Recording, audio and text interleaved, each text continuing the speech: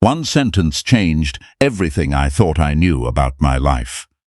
My wife looked at me with cold disappointment, stopped the car in front of the largest mansion I had ever seen, unlocked the passenger door, and said, "Get out. People like you don't belong here." I stepped onto the long stone driveway, believing I had lost everything. I had no idea that the man waiting behind those towering gates wasn't just the owner of the estate. He was my father, and the richest man in the world. The drive to the Harrison estate was silent, except for the sound of the tires rolling over the smooth highway. I sat in the passenger seat, adjusting the sleeves of my only dark suit, wondering if I truly belonged at an event filled with the country's wealthiest people. My wife, Emily, kept glancing at me with obvious frustration. She had spent the entire morning reminding me to stay quiet, avoid embarrassing conversations, and let her do the talking if anyone important approached us. I tried to reassure her that I only intended to be polite and respectful, but every word I spoke seemed to annoy her even more. As the city disappeared behind us, enormous estates and private roads began to appear. Eventually, a pair of massive iron gates opened, revealing a breathtaking mansion surrounded by perfectly trimmed gardens, elegant fountains, and luxury cars parked along the long driveway. It looked more like a royal palace than a family home. Valets welcomed guests, while security officers carefully checked every arriving vehicle. Emily's eyes sparkled with admiration as she slowly drove toward the entrance. She whispered that people living in places like this had everything they could ever want, unlike ordinary people who struggled every month just to pay bills. I stayed quiet, taking in the incredible view, without realizing that this property held the greatest secret of my life. As we stopped near the front entrance, guests wearing expensive suits and elegant dresses stepped onto the red carpet walkway while photographers captured their arrivals. Emily suddenly looked at me with disappointment, as if standing beside me ruined the image she wanted to present. She sighed loudly before shaking her head. "You don't fit in here," she said coldly. "Look at everyone around us. They're successful, confident, and important. Then look at you." Before I could respond, she unlocked my door and pointed toward the mansion. "Get out of the car. I don't want people thinking we're together." Her words hit harder than I expected. I stared at her, hoping she would admit it was only a cruel joke, but her expression never changed. Feeling the eyes of nearby guests turning toward us, I quietly stepped onto the stone driveway as she closed the door, pressed the accelerator, and drove away, leaving me standing alone in front of the magnificent mansion, without any idea that the man who owned it was actually my father. I stood near the entrance for several moments, unsure whether I should leave or somehow find a ride back home. Around me, guests laughed as they walked through the grand doors, completely unaware of the humiliation I had just experienced. Before I could make a decision, an elderly butler, wearing an immaculate black suit, approached me with an expression that seemed more surprised than curious. He studied my face carefully, almost as if he had seen me somewhere before. For a brief moment, neither of us spoke.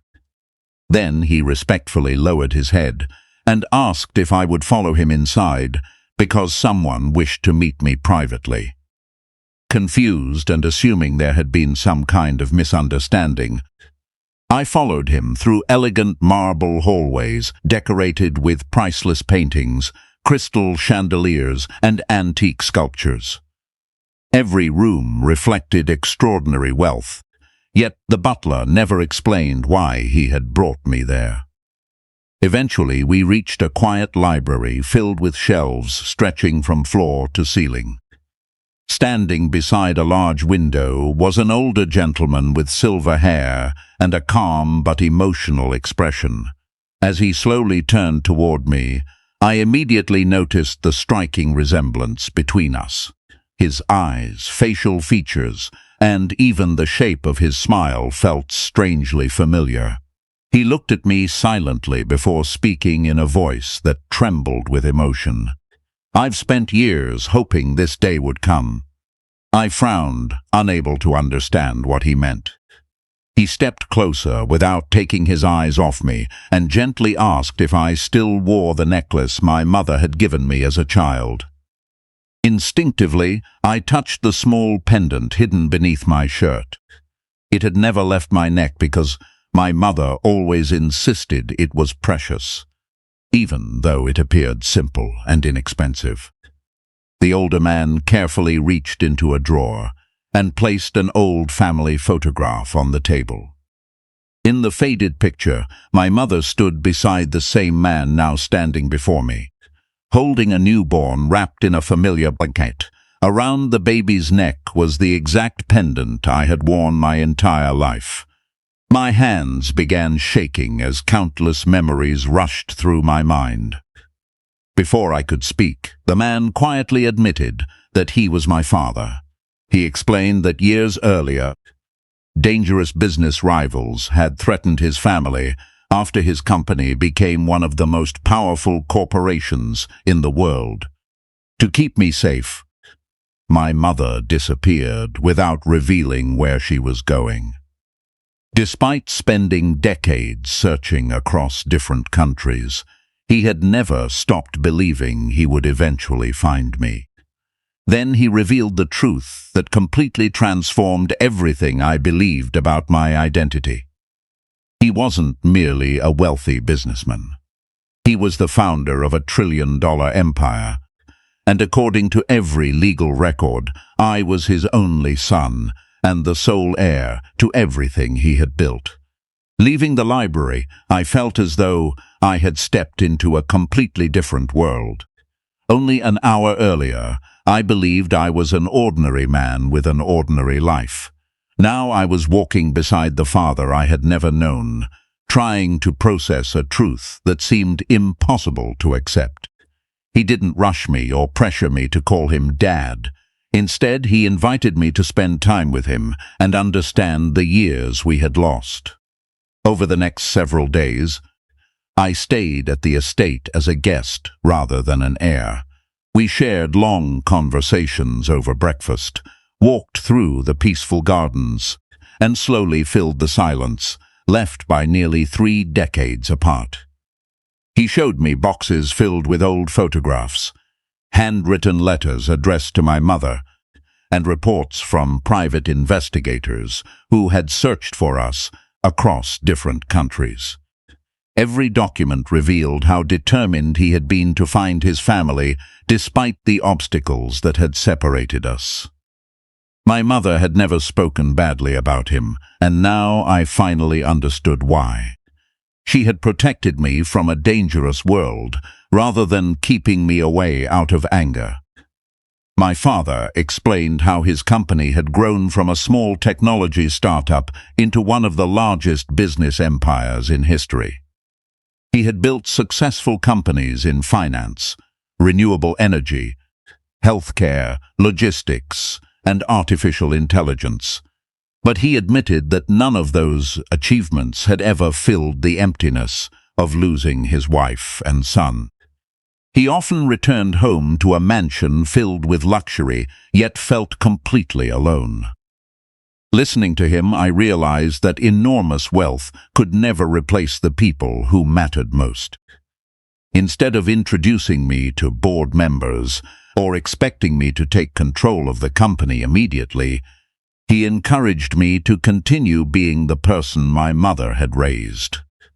He believed that integrity, humility, and compassion were qualities no amount of money could buy. His advisors gradually introduced me to the family foundation and explained how billions of dollars had been invested in hospitals, educational programs, scientific research, and disaster relief around the world, rather than focusing on private jets or luxury yachts. My father wanted me to understand that true responsibility came with using wealth to improve other people's lives. Every conversation strengthened the bond between us, replacing years of uncertainty with trust and respect. For the first time since my mother's passing, I no longer felt alone because I had finally discovered the family I never knew was searching for me.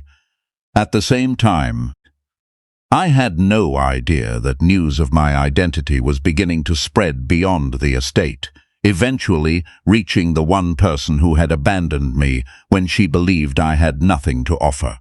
The news spread far faster than I expected. At first, only a few business executives attending the charity gala knew that the mysterious guest who had been escorted into the private library was actually the long-lost son of the Harrison family. Within days, financial news outlets began reporting that the founder of the trillion-dollar empire had officially reunited with his only heir. My name appeared in headlines, not because of anything I had accomplished, but because of the family I had unexpectedly become part of.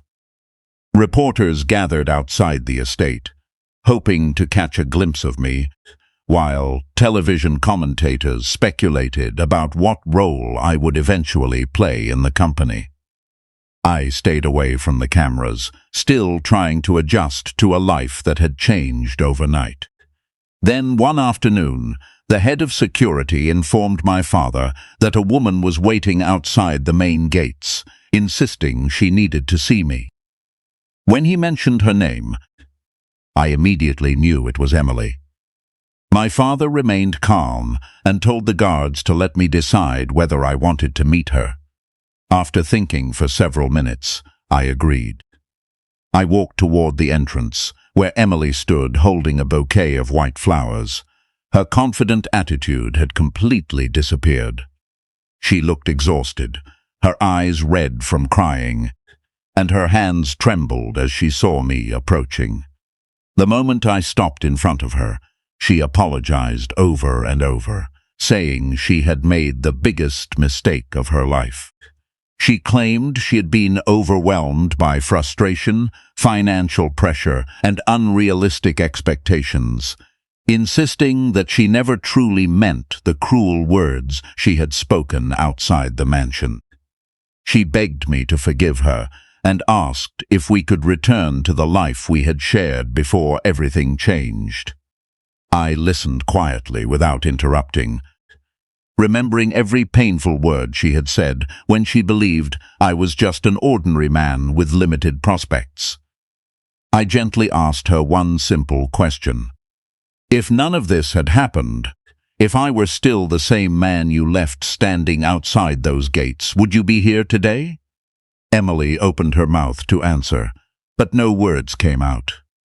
She lowered her eyes, unable to deny the truth that had become painfully obvious.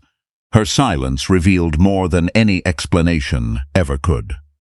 In that quiet moment, I realized she hadn't returned because she had rediscovered her love for me.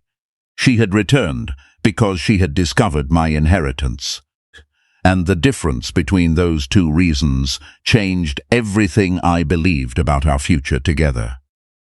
I stood quietly for a moment after Emily lowered her head, allowing the silence between us to settle. The woman standing before me was the same person who had once promised to stay beside me through every challenge, yet she had abandoned me the moment she believed I had nothing left to offer. I felt no anger and no desire for revenge. Instead, I felt clarity. The painful experience had shown me the difference between someone who loves a person and someone who loves what that person can provide.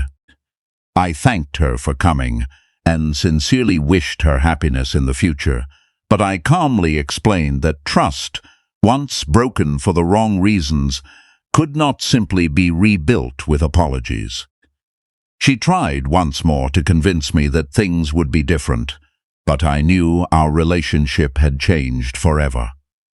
I turned away and walked back through the estate gates, leaving the past behind without bitterness.